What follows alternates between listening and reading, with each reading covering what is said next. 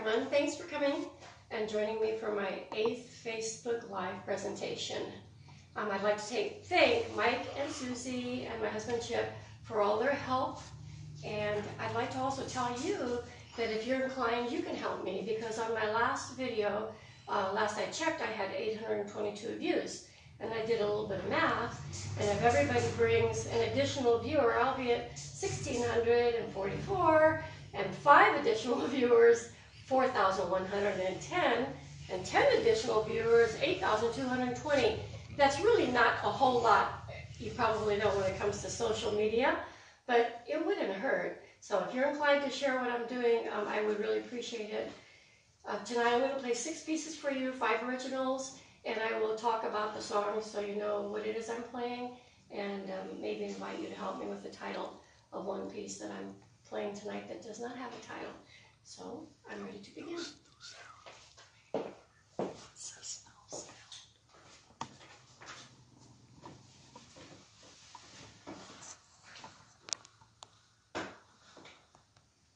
The first song I'm going to play for you was written by Croce, and if you don't happen to know who he is, you might like to look him up. His last name is spelled C-R-O-C-E, and he wrote lots of big hits and was a guitarist and a vocalist, and he did his, wrote the lyrics, was the singer, was the performer, was quite a hit. This song by his is called Photographs and Memories, and it's beautiful words too if you'd like to look it up if you don't know those words. Photographs and Memories by Croce.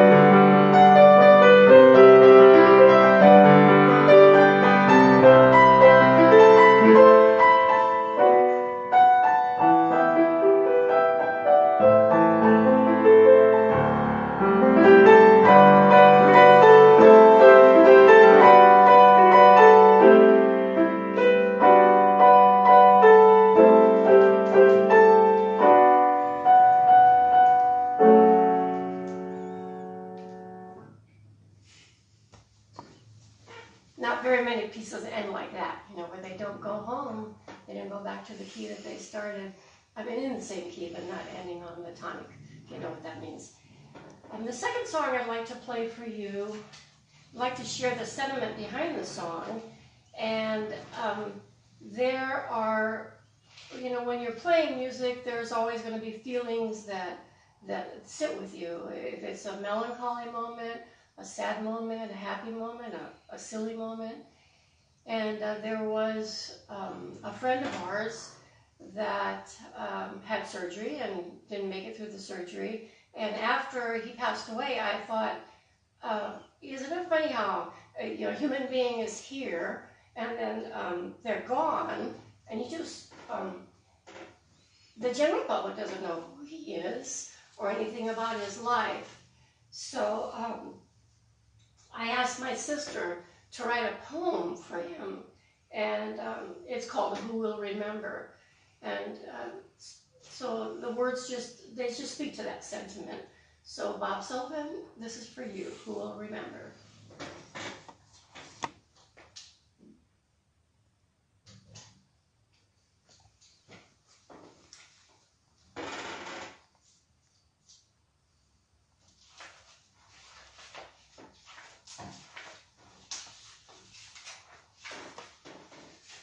Confusing.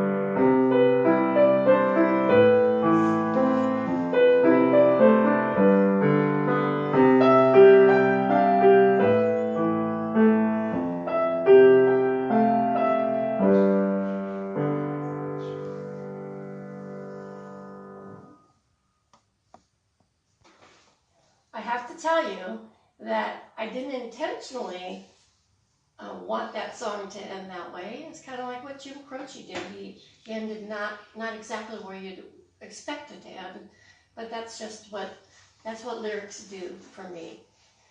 The next song I'm going to play was inspired by a poem that I found, and the poem is called Alone, and the author is Marianne Gentile. I don't know her. I've never met her. She doesn't know me, but her poem was inspirational for this song. And again, if you'd like to look up the words, it's beautiful poetry. And I really think the way that I wrote this song fits perfectly with these words. So this is my song called Alone.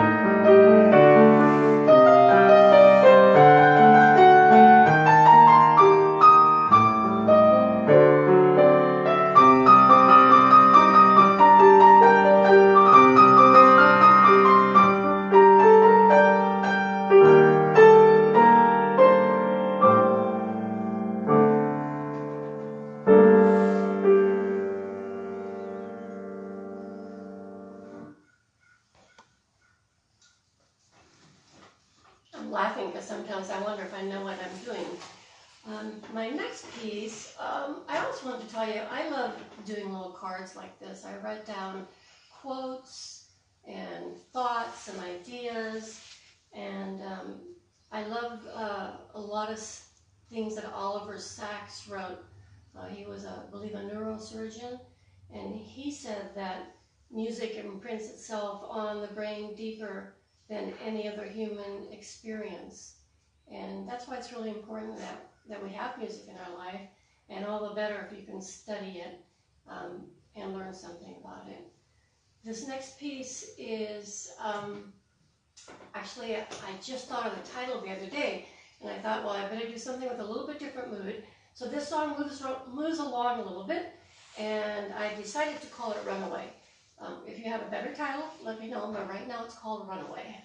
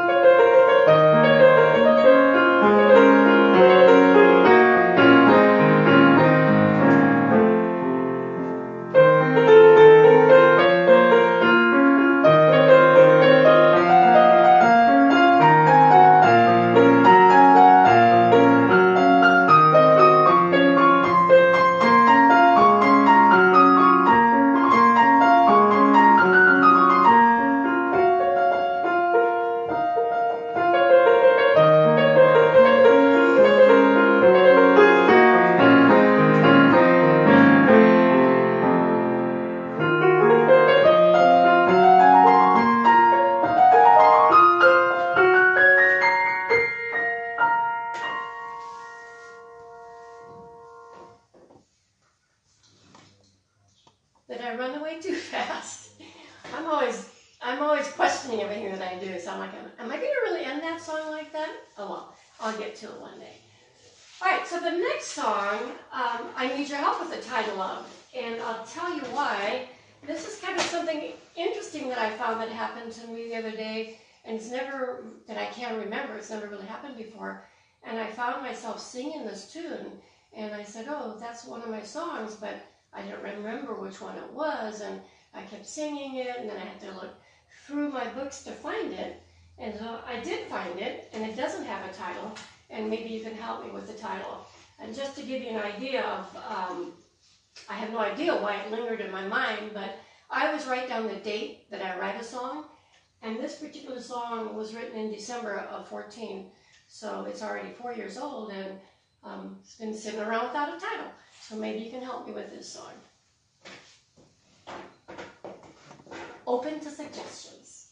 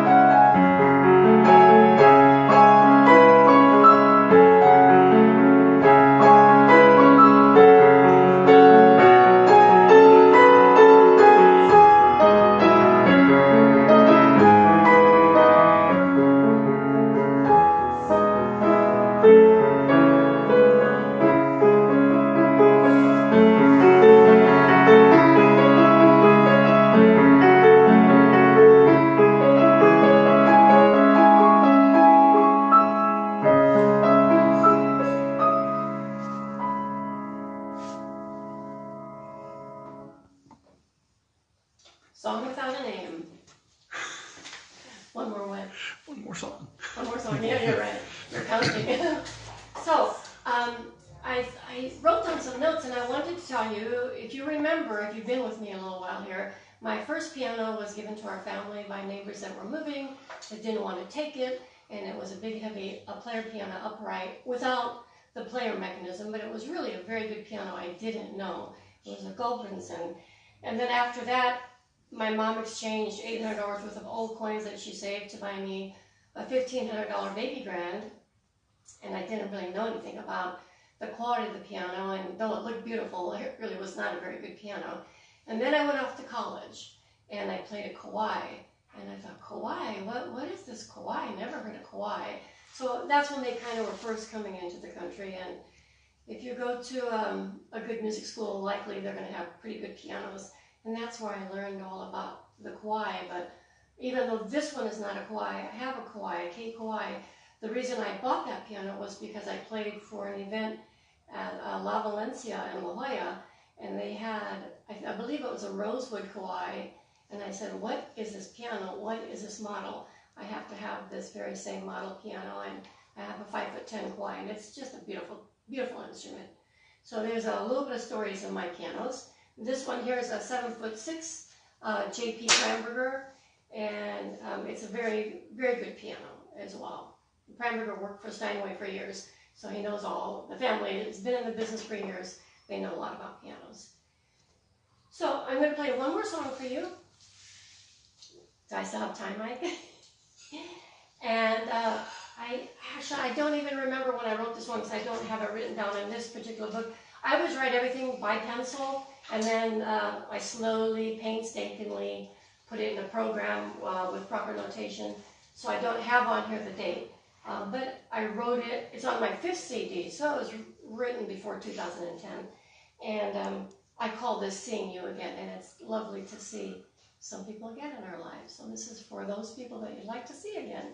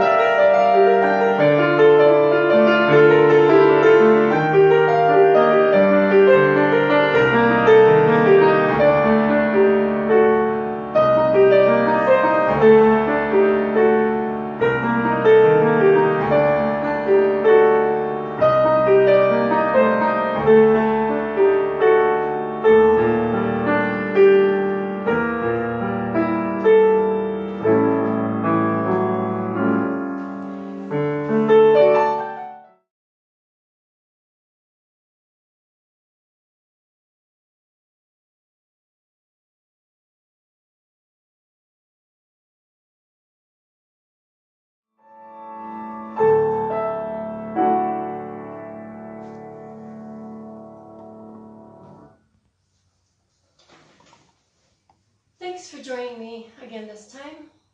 I'll be practicing until I see you next time, next month, hopefully. Bye.